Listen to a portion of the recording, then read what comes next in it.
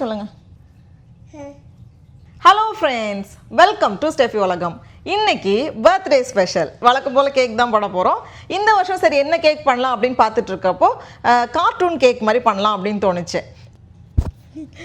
இது வந்து ஃபஸ்ட்டு ஒரு பேசிக் ஸ்பாஞ்ச் கேக் பண்ண போகிறோம். அது நம்ம வந்து எப்பவும் பண்ணுற அதே ரெசிபி தான். அலான்ட்ரா ஸ்கூலுக்கு போயிருக்கா. அப்போ வர்றதுக்கு முன்னாடி கேக்கை மட்டும் பண்ணி வச்சுட்டு அந்த டெக்கரேஷன்லாம் வந்ததுக்கப்புறம் பண்ணலாம் அப்படின்னு நினச்சிருக்கேன். ஃபஸ்ட்டு வந்து நம்ம பட்டர் போடணும். கேக் பண்ணும்போது வெண்ணெயை வந்து ரூம் டெம்பரேச்சரில் வச்சுக்கோங்க. ஹைஃபை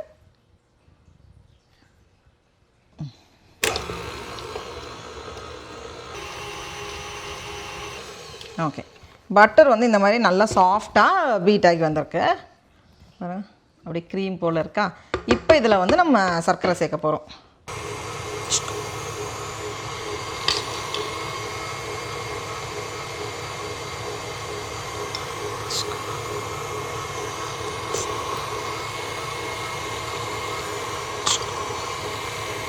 பட்டரும் சர்க்கரையும் வந்து நல்லா பீட் ஆகி வந்திருக்கு. இப்போ வந்து நம்ம முட்டை சேர்க்க போகிறோம். சரி, நீ ஒரு முட்டையாக போடுவோமா?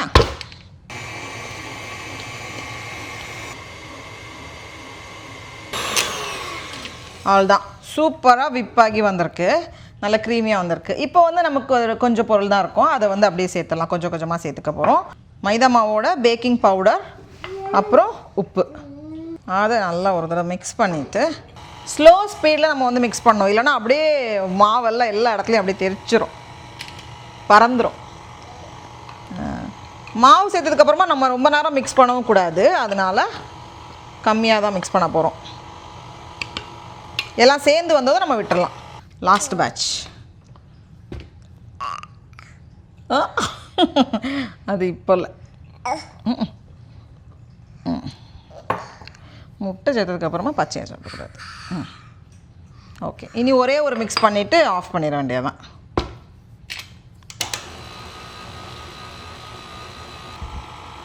ஓகே, அவ்வளோதான், முடிச்சுது.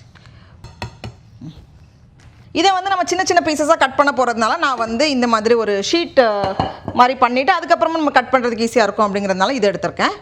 இல்லைனா நம்ம வந்து 2 டின்னில் பேக் பண்ணுறதுனால நம்ம பண்ணலாம்.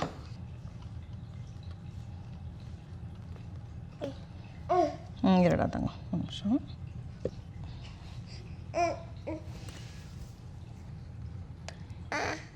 இப்போ இல்லை, இது வந்து சீக்கிரம் ரெடி ஆயிரும். ஏன்னா இது வந்து நம்ம ஷீட்டாக தானே வைக்கிறோம், அதனால் சீக்கிரமாக ரெடி ஆயிரும்.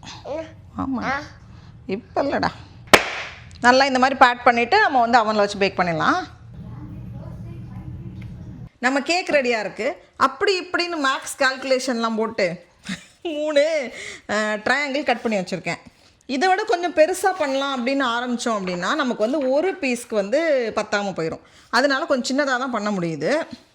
இது அந்த ட்ரையல் வெர்ஷனெல்லாம் நம்ம வந்து ஸ்டெஃபி உலகமில் போடுவேன். இதெல்லாம் நம்ம செஞ்சு பார்த்து கரெக்டாக வரதெல்லாம் வந்து அதுக்கப்புறம் மெட்ராஸ் சமையலில் நம்ம வந்து பண்ணுவோம்.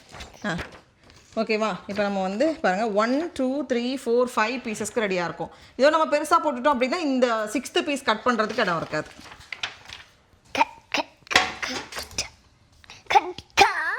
கேக் வந்து எவ்வளோ நல்லா சாஃப்டாக இருக்குன்னு. நமக்கு ஒரு கேக்குக்கு வந்து 3 பீஸ் வேணும், இன்னொரு கேக்குக்கு வந்து 3 பீஸ் வேணும். இப்போ இந்த கேக்கை வந்து நான் ஃப்ரிட்ஜில் வைக்க போகிறேன். அப்போ தான் வந்து நமக்கு ஒர்க் பண்ணுறதுக்கு ஈஸியாக இருக்கும். என்னடா உன் தந்தையில் ஒரு பீஸ் எங்கே போச்சு?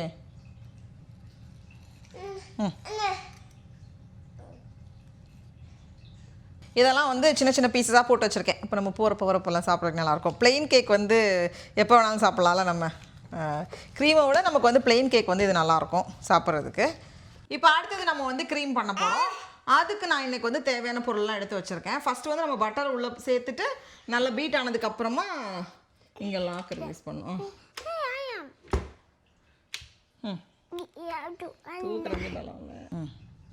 போட்டாச்சா?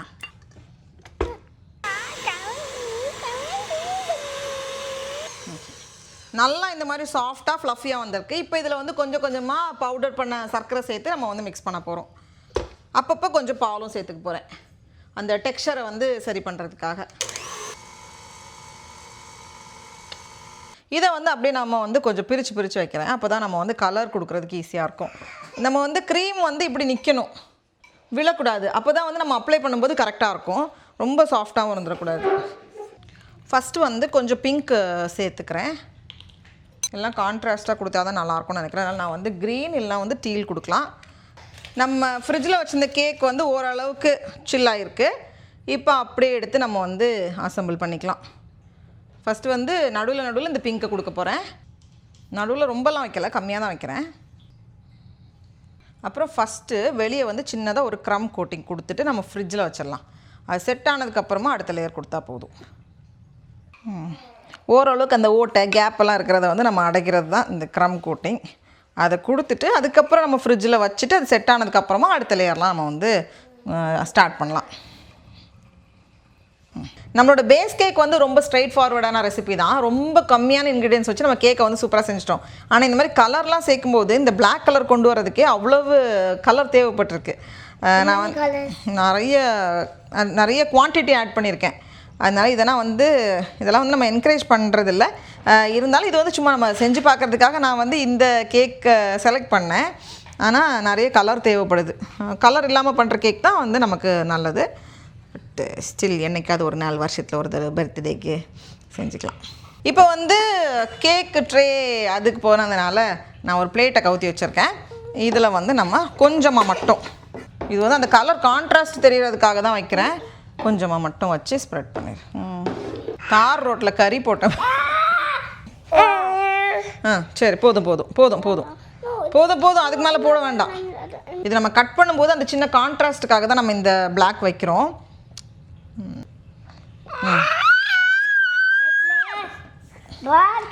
இல்லை பிளாக் வச்சிடாத, இனி ஒயிட். ஒயிட் கம்மியாக தான் இருக்குது, அதனால ரொம்ப சிக்கனமாக தான் நம்ம செலவு பண்ண முடியும். இவ்வளோதான் இருக்கு. அங்கே வச்சிரு. வாய் வச்சிட்டியா? சரி, அப்போ வெளியே வை. டேய், ஒயிட்டில் கை வச்சிங்கன்னா அடி. அவன்கிட்ட எல்லாத்தையும் எடுத்துட்டேன்டா. இப்போ வந்து மறுபடியும் ஒரு பேஸ் கோட்டு. இது வந்து அந்த பாலிஷ் பண்ணுறதுக்காக கேக்கை.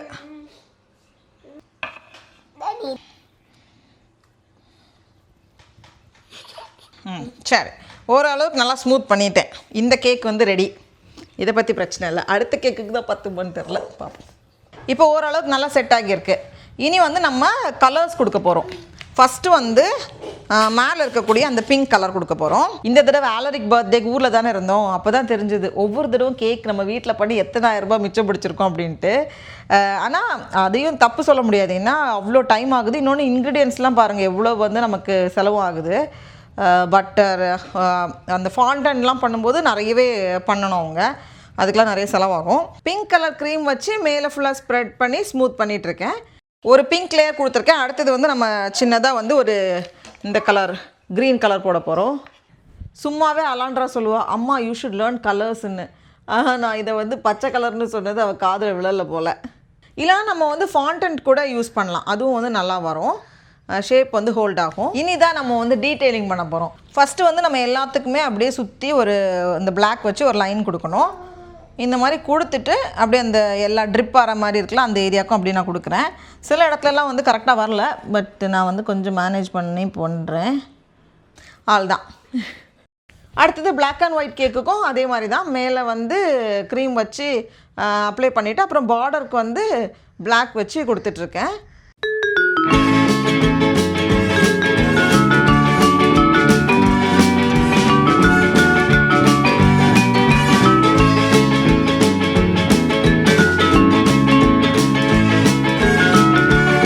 அடுத்து நமக்கு வந்து கேண்டில் வேணும், அதனால் கேண்டில் பண்ண போகிறேன்.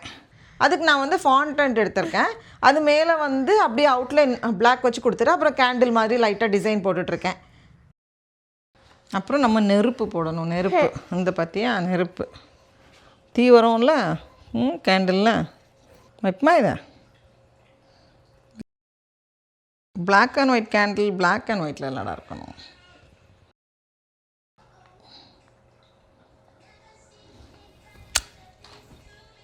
ஏதாவது ஒரு பிளேட்டில் வச்சுட்டு வச்சுருந்துருக்கணும். ஸ்லோவாக ஒரு பிளேட்டில் மாற்றிட்டு அப்புறம் நம்ம கொஞ்சம் நேரம் ஃப்ரிட்ஜில் வச்சு எடுத்துட்டோம் அப்படின்னா அந்த க்ரீமெல்லாம் கொஞ்சம் செட் ஆகும், கொஞ்சம் ஹார்ட் ஆகும். செட் பண்ண வச்சுருந்த பிங்க் கலர் கேக்கு மேலே வந்து சின்னதாக ஒரு டிசைன் மாதிரி போட்டிருக்கேன். அந்த அந்த கலர் ஃப்ராஸ்டிங் வச்சுட்டு அதை சுற்றி வந்து நம்ம பார்டர் கொடுத்துக்கலாம். மேலே வந்து ஒரு செரி ஆன் டாப். அப்புறமா நம்ம செஞ்ச கேண்டிலையும் வந்து குத்தி வச்சிடுறேன். அதே மாதிரி தான் பிளாக் அண்ட் ஒயிட் கேக்குக்கும். இது இவ்வளோ சொதப்புவேன்னு எதிர்பார்க்கல. இது கூட ஓரளவுக்கு பார்க்குறதுக்கு கொஞ்சம் டீசெண்டாக இருக்கிற மாதிரி இருக்குது. இது பார்க்குறதுக்கு அவ்வளவு இதுவாக இருக்குது, மோசமாக இருக்குது. இது ஈஸியாக பண்ணிடலாம் இருந்துச்சு. ஆனால் கொஞ்சம் பொறுமையாக பண்ணால் வரும். இதெல்லாம் வந்து நம்ம எடுத்துட்டு இப்போ வந்து ஃப்ரிட்ஜில் வச்சிட்டோமா அது வந்து செட் ஆகிருக்கும். அதுக்கப்புறமா அதெல்லாம் எடுத்துகிட்டு நம்ம பண்ணலாம். ஆனால் இவனும் கீழே இறங்க மாட்டேங்கிறான். எனக்கும் பொறுமை எல்லாம் போச்சு. அதனால் இதான் நம்மளோட ஃபைனல் கேக். அதுதான் ஸ்டைலு, கார்ட்டூன் கேக் இது பேர். இது 2 வருஷத்துக்கு முன்னாடி ட்ரெண்டிங்கில் வந்துச்சு. அதுக்கப்புறம் ட்ரெண்டெல்லாம் போனதுக்கப்புறம் பண்ணால் அப்புறம் இதாக இருக்குது. சரி, நான் கட் பண்ணிட்டா இப்போ தெரியுதா என்ன சர்ப்ரைஸ்னா? கட் பண்ணிட்டா? இவ்வளோ பெருசாக வேலை கட் பண்ணுவாங்க. சரி, happy birthday to me ta-ta. The surprise is there inside. See how much I put it. நிறைய பேர் வந்து என் பர்த்டேக்கு விஷ் பண்ணியிருந்தீங்க. எல்லாருக்கும் ரொம்ப ரொம்ப தேங்க்ஸ். மீண்டும் ஒரு நல்ல வீடியோவில் சந்திப்போம். அது வரைக்கும் தமிழ் போல் வளர்வோம். டாட்டா பாய். வளர்வோம் வளர்ப்போம் செடி வளர்க்கும் போது. தமிழ் போல் வளர்வோம் வந்து இதுக்கு கேட்க இல்லை, மற்ற வீடியோஸ்க்கு எடுத்துக்க.